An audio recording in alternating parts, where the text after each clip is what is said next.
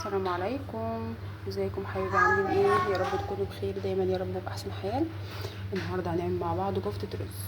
بصوا بقى، غسلنا الرز وصفيناه. طبعا احنا نقعينه الاول حوالي 10 دقايق كده او ربع ساعه، وبعدين بقى ايه بنغسله كويس جدا وايه وننضفه، وبعد كده بنصفيه.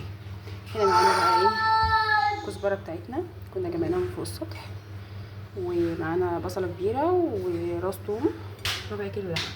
تمام كده.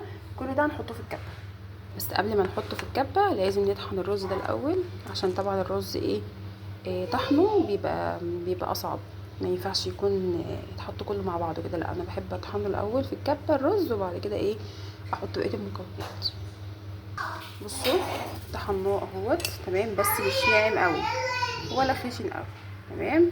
بصوا بقى هنا عملنا ايه. حطينا الكزبره والبصل والثوم.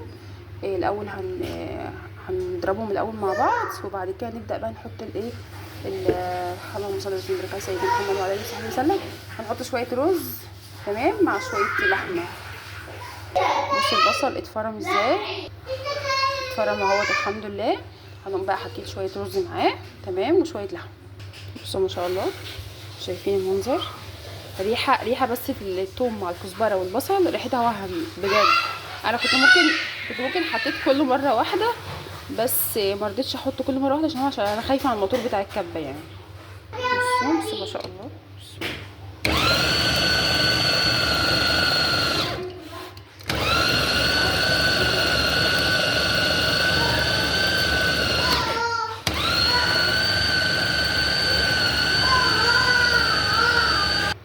بصوا ما شاء الله بقت عجينه ازاي.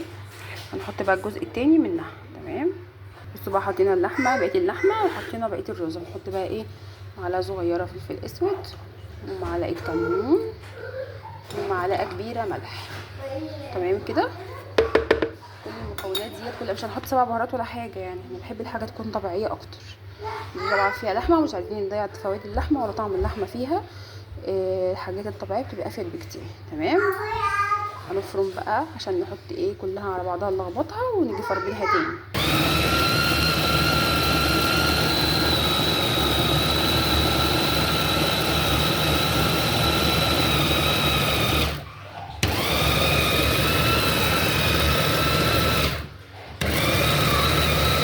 بصوا بقى دي لفت معانا ازاي.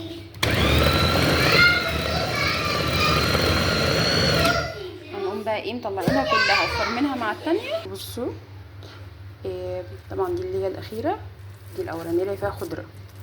هنقوم بقى عاملين عاجنين كل ده مع بعض عشان هنفرمه تاني. نعجن بقى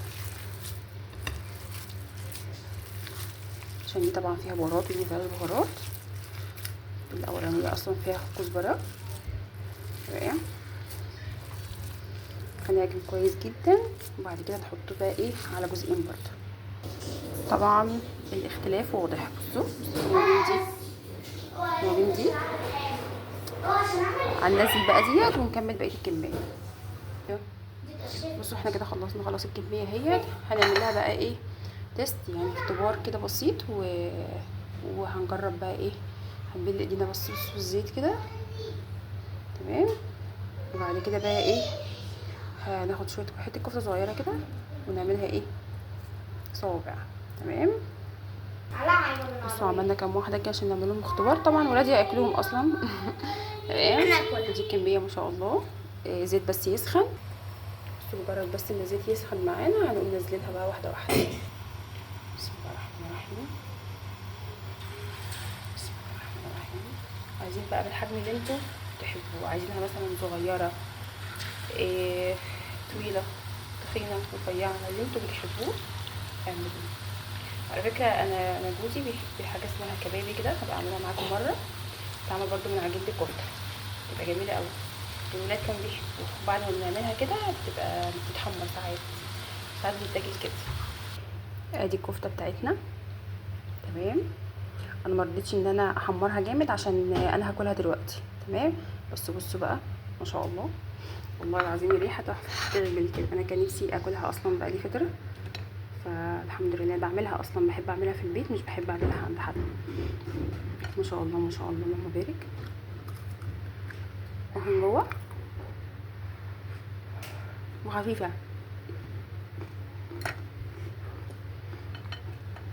اتفضل يا استاذ ياسين. لو وصل لغايه هنا ما تنسوش تدعموا القناه عشان يوصلكوا كل جديد، واللايك بعد اذنكم. بحبكم في الله، والسلام عليكم ورحمه الله وبركاته. ما تنسوش تفعلوا زر الجرس عشان يوصلكوا كل جديد. وتعالوا كلوا كفته. والاشتراك. مين بيحبها كده؟ انا بحبها قوي انا وولادي صراحه.